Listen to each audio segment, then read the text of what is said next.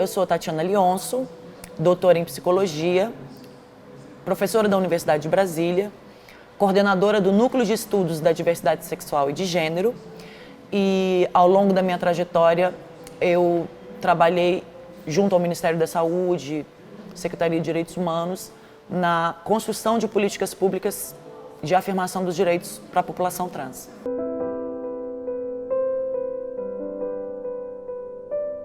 A transexualidade é uma condição subjetiva e social que se refere àquelas pessoas que expressam gênero, ou seja, se apresentam como mulheres ou como homens, tendo nascido com o corpo anatômico e tendo sido reconhecidas naquele momento, no ato do nascimento, como sendo marcadas pelo outro sexo. Então a gente está falando de mulheres que no ato do nascimento foram registradas no sexo masculino e homens que no ato do nascimento foram registrados no sexo feminino. A transfobia é um processo de discriminação contra pessoas que expressam gênero fora desse alinhamento, né, entre o sexo anatômico e a expressão de feminilidade ou de masculinidade, e é um preconceito baseado na ideia de que ser homem e ser mulher seria algo dado pela natureza. Então, a transfobia é uma forma de violência simbólica, né, porque essas outras pessoas que não são cisgênero, né, são pessoas transexuais, elas são questionadas em sua identidade, em seu modo de ser, baseado num preconceito de que elas deveriam ter se desenvolvido, ter se constituído e afirmado a si mesmas de acordo com o sexo genital, né, com o sexo anatômico. A transfobia, ela é um processo de discriminação, né, porque quando a gente vai discutir preconceito e discriminação, o preconceito está no campo das representações, né, são ideias que se fazem sobre os sujeitos. Então, a discriminação é a transposição dessas ideias num processo de violação de direitos. Então, a transfobia é uma discriminação que incide sobre o direito à vida, à dignidade, à saúde, à educação, ao trabalho, à moradia, à cultura, etc. Então, esses preconceitos relacionados à transexualidade, que são expressos na transfobia, vulnerabilizam as pessoas trans a uma variada violação de direitos.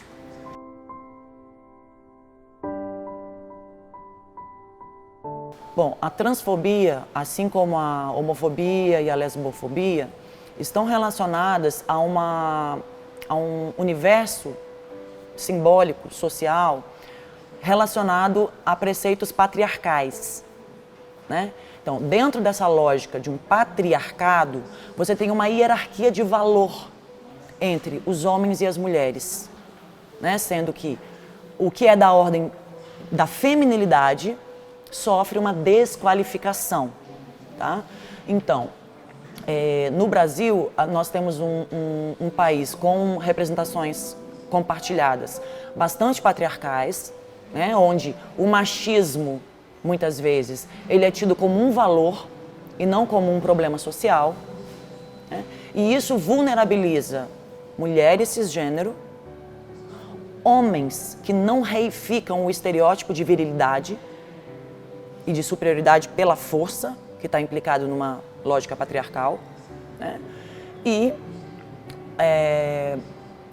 outras pessoas, né? Por exemplo, mulheres que amam mulheres, que isso se torna algo inconcebível dentro de uma lógica machista e patriarcal, né? Ou homens transexuais, se torna inconcebível que uma fêmea possa assumir socialmente as características de masculinidade e viver como um homem, né? Então, o Brasil é um país transfóbico porque ele é um país extremamente machista e patriarcal. Uma medida que seria a mais importante para início de conversa seria o início da sistematização de dados sobre a violência que acomete essa população por parte do Estado brasileiro. né? Só que a gente vive uma situação no Brasil em que não existem dados oficiais do Estado brasileiro. Então, todos esses dados que estão disponíveis em relação aos assassinatos, em relação aos suicídios dessa população, são dados que foram produzidos pelas próprias travestis transexuais no seu ativismo político. Tá? Então, só que as políticas públicas, né, que seria educação, saúde, segurança pública, tá?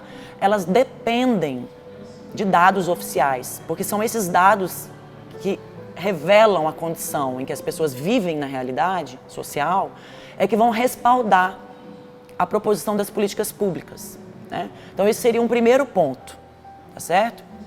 E está muito em discussão agora, inclusive porque entrou na agenda da Suprema Corte, né, do Supremo Tribunal Federal, a criminalização da homofobia, lesbofobia e transfobia. Tá? Eu acho que num país como o Brasil, que a gente tem um dos maiores contingentes carcerários do mundo e condições desumanas de privação da liberdade das pessoas que estão em encarceramento, a gente acabou de ver, né, uma verdadeira chacina acontecer num presídio brasileiro, tá certo? Eu acho que dentro desse contexto histórico, político, a tipificação penal da discriminação, ela tem que ser olhada com cuidado, tá? Porque senão a gente vai endossar uma lógica de um Estado punitivista e não de um Estado de direitos, né? Eu acho que a gente tem que ter um olhar voltado para a positividade, um Estado que afirma os direitos e não necessariamente apenas um Estado que pune as pessoas, né? Então, estou falando isso porque eu acho que é muito importante a gente reconhecer que mesmo com a aprovação da criminalização, que seria a tipificação penal da transfobia, da homofobia, da lesbofobia, etc., o mais importante é a garantia dos direitos para essa população. É isso que vai transformar as representações, né? É a garantia do direito à educação, para que essas pessoas possam entrar com qualidade no mercado de trabalho, né? É a garantia do seu direito à saúde, é a garantia do seu direito à moradia. Existem muitas travestis transexuais em situação de rua, em função do rompimento de vínculos familiares, né? E eu acho que é por aí, né? E uma questão que eu acho que é muito interessante da gente enfatizar também é que o melhor caminho para a mudança das representações em relação a preconceitos e estigmas é a convivência. Porque o que é um preconceito? É uma ideia pré-concebida a respeito de alguém, né? Muitas vezes essa ideia pré-concebida, ela não corresponde à realidade. De quem é aquele sujeito, de como ele vive, de como ele se expressa, que valores ele tem, tá? Então, na medida em que as pessoas travestis, transexuais passem a dispor do direito à participação nos espaços coletivos e nos espaços institucionais, e aí a gente está falando de escola, a gente está falando do posto de saúde, a gente está falando do teatro, tá certo? A gente está falando da praça pública. A partir desse momento, onde toda a sociedade vai ter a oportunidade de conviver com as pessoas travestis e transexuais, é possível que esse preconceito seja desconstruído e que relações de respeito possam ser estabelecidas.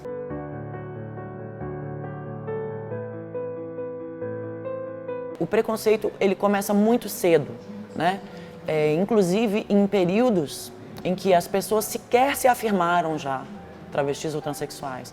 Então, assim, é muito comum na educação infantil, por exemplo, você ter uma educação generificada, né? Então, você tem brincadeiras de menino, brincadeiras de menina, né? Como se isso fosse uma ordem inquestionável. Então, quando as crianças elas rompem com essa lógica, né? De que menino brinca assim, menina brinca assado, menino se veste assim, menina se veste assado, já são objetos de uma série de preconceitos. A gente sabe que os meninos, principalmente, sofrem ofensivas morais nas escolas desde cedo em relação a preceitos do machismo, né? Então, eles são incentivados a brincadeiras agressivas e eles são punidos por meio de bullying, xingamentos, etc., quando eles se associam de alguma forma a atividades que são consideradas atividades femininas, né? Então, a pessoa trans, né? Então vamos colocar assim, na maior parte das vezes, na infância você pode ter aí uma diferença nessa expressão de gênero, né? Pessoas podem também apresentar essa diferença na expressão de gênero e depois não virem a se afirmar travestis e nem transexuais, é da ordem da diversidade humana mesmo, né? Mas na maior parte das vezes, quando chega ali pela adolescência, isso tem uma relação com a puberdade, porque a puberdade é um momento em que o corpo se transforma, e para as pessoas trans, esse é um momento de extrema angústia e ansiedade.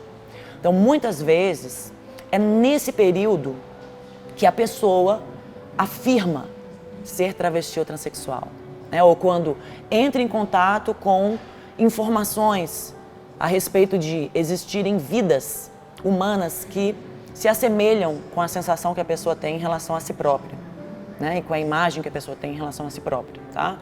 Então, muitas vezes essas pessoas que estão na adolescência, etc. e tal, são expulsas da escola, né? Porque esses comportamentos de se vestir de determinadas formas, né, estão associados no imaginário coletivo com práticas de imoralidade, com práticas de criminalidade. Então você tem um cenário extremamente dramático, onde a pessoa não consegue permanecer na escola e muitas vezes a pessoa não consegue permanecer na família, né? Por isso que você vai ter muitas travestis e transexuais em situação de rua, independente da origem socioeconômica que elas tiveram, né? Vamos colocar assim, a família de classe média, mas o que é ser expulsa de casa aos 14 anos de idade? Você não tem os recursos necessários para uma sobrevivência digna em termos de condições. A princípio não poderia nem trabalhar, de acordo com a legislação, né? E você não concluiu a sua formação, você não tem uma escolarização, às vezes nem fundamental e média. Tá? Então aí já vem um problema. O problema da educação está no ensino fundamental, né? Para as travestis, para as pessoas trans e para os homens trans também, né? Sempre é importante lembrar deles, que conseguem concluir esse ensino fundamental, aí a gente tem um outro desafio, que é o ingresso na universidade, tá? Então, a gente já tem no Brasil uma situação em que várias pessoas trans estão nas universidades, né? A gente tem as situações as mais variadas. A gente tem pessoas que fizeram essa transição depois de já estarem na universidade, ou você tem pessoas que já entram na universidade sendo travestis transexuais, né? E aí a gente vai ter uma diferença também em relação à dificuldade de permanência que essas pessoas encontram na universidade. Então vamos colocar da seguinte forma: se você tem uma doutora travesti, sim, mas no momento em que ela fez a sua graduação, o seu mestrado, o seu doutorado, ela já era travesti ou não? Se ela fez a transição depois, ela ficou relativamente mais protegida da transfobia, porque ela vivia como uma pessoa reconhecida como cisgênero, né? Então é bem mais difícil garantir a permanência das pessoas que já expressam a si mesmas como travestis transexuais na universidade. Então, a universidade onde eu dou aula, por exemplo, a Universidade de Brasília, ela elaborou uma resolução, que é a chamada Resolução do Nome Social, que é: a pessoa tem o direito de reivindicar o nome social e esse nome é o nome que vai aparecer na chamada, nos documentos que a universidade emite, tá certo? E isso é uma estratégia de garantia da permanência, do acesso, porque tem pessoas que, se isso não fosse um direito, não iam entrar na universidade, não iam suportar viver a situação institucional sem o reconhecimento de si, né? Então é uma estratégia de acesso e de permanência. Então parece que a gente resolveu, mas a situação não é tão simples assim. Todas as pessoas têm que ter sensibilidade em relação à importância do reconhecimento da identidade de gênero das pessoas e do respeito ao nome, né? Então, que tipos de coisas, vou dar exemplos de coisas que aconteceram na universidade. Então você vai ter diferentes sistemas de informação numa instituição complexa como é a universidade, né? E para o lançamento das notas, a universidade usa um sistema de informação, tá? Para outra administração, como, por exemplo, a emissão de listas de chamada, certificados, etc. Outros sistemas de informação, né? Então, o que vinha acontecendo? A pessoa reivindicou o direito ao nome social, teve o direito ao nome social na universidade, seu nome na chamada já aparecia de acordo com a sua identidade de gênero, mas na hora de lançar a menção, os professores não encontravam aquele nome no sistema que aparecia na tela do computador, né? A gente pode pensar, bom, bastaria que, ao invés de checar pelo nome, os professores checassem a matrícula, porque também é algo estranho você ter alguém com um nome lá e que não tem nada, ou se vai dar... O que acontecia era que os professores atribuíam a menção sem rendimento, SR, que faz com que a pessoa reprove, né? Isso comprometeu, inclusive, processos de tempo de conclusão de curso, né? De pessoas que tiveram que entrar com pedido de revisão de menção, que perderam prazo de se formar na data que estava programada, né? Então isso acontece por quê? Porque a maior parte dos professores não para pensar que podem sim existir pessoas travestis, transexuais, e que a Constituição democrática no nosso país, ela também prevê o direito à privacidade. Então as pessoas travestis, transexuais, elas não têm obrigação de ir um por um e ficar contando que elas são travestis, que elas são transexuais, etc. e tal, porque inclusive isso as vulnerabiliza a uma série de violências, né? Quando elas se expõem a pessoas que são preconceituosas, por exemplo.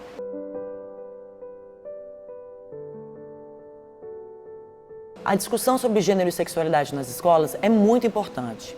Isso porque gênero, sermos homens, sermos mulheres, ou como somos homens e mulheres, ou mesmo pessoas intersexo, né, que são pessoas que nascem com um corpo que não é imediatamente reconhecido nem como um corpo masculino, nem como um corpo feminino, tá certo?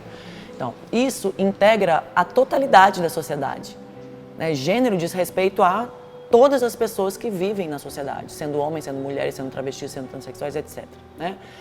E a sexualidade também é algo que atravessa a maior parte da sociedade, né? A gente sabe que existe um limite legal, né, para o início da vida sexual com parceiro, que seria estabelecido pelo Estatuto da Criança e do Adolescente como, no mínimo, 14 anos de idade, né?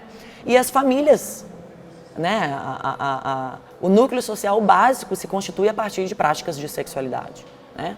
Além disso, a gente tem uma série de doenças e violências relacionadas à sexualidade e relacionadas às representações que as pessoas fazem sobre homens, mulheres, homossexuais, lésbicas, bissexuais, travestis, transexuais, sexo, diagnósticos relacionados a doenças que estão referidas à atividade sexual, né? O mais comum é a questão da AIDS, né? O preconceito que recai sobre pessoas que, na verdade, estão precisando de cuidados de saúde, né? Mas que são objetos de uma intensa discriminação também.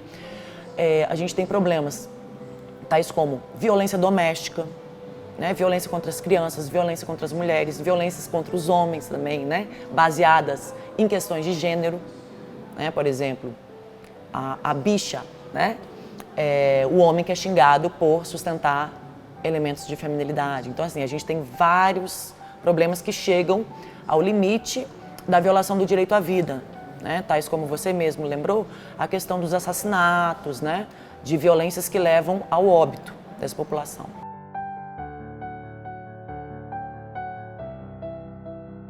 Olha, a prostituição, primeiramente, ela não é uma atividade única das travestis e transexuais, né? Inclusive, a maior parte das trabalhadoras sexuais são mulheres cisgênero, né? Homens também fazem prostituição, tá certo?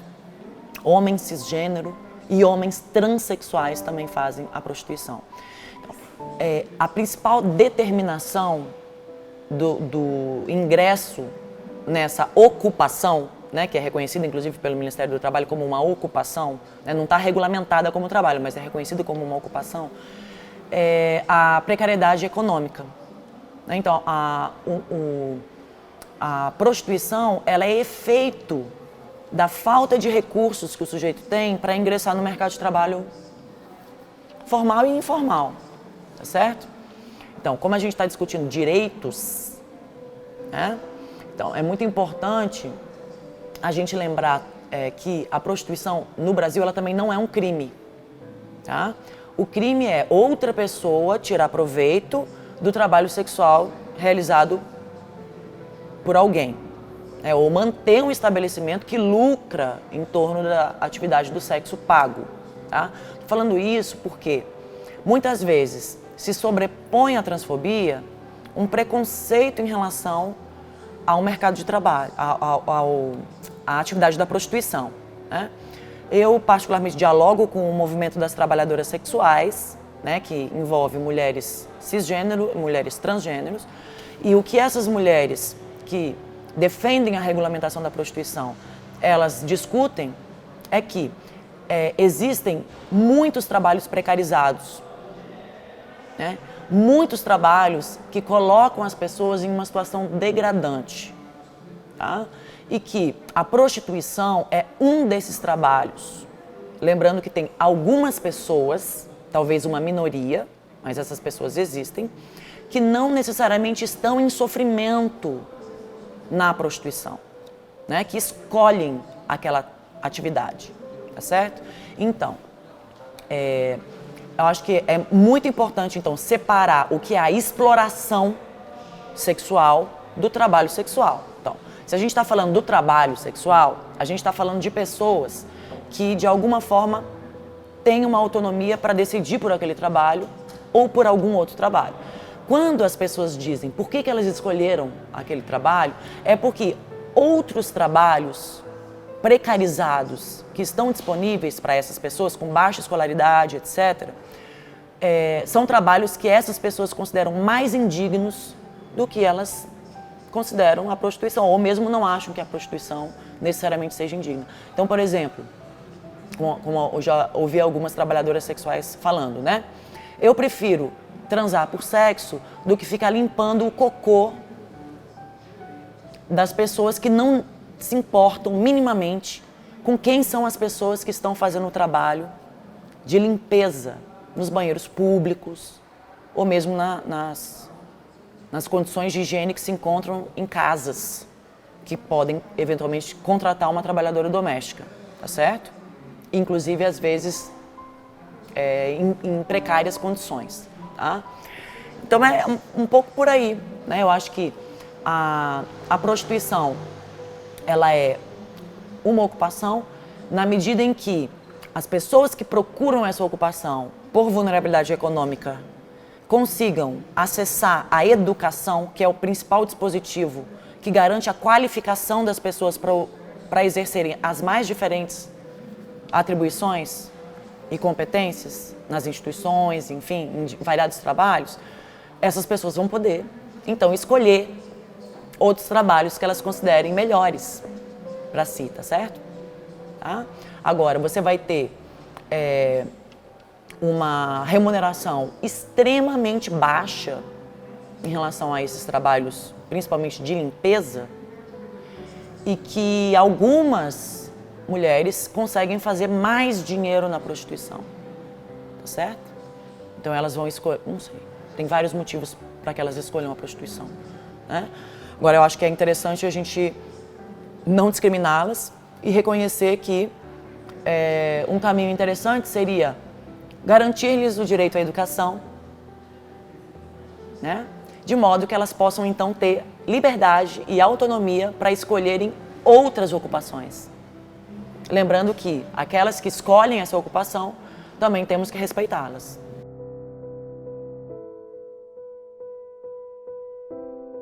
Basicamente, o preconceito é o motivo da exclusão do mercado de trabalho, né? Então, você vai ter pessoas travestis transexuais, inclusive com bastante competência, né? Com formação acadêmica, profissional, etc., e que podem não conseguir uma posição, né?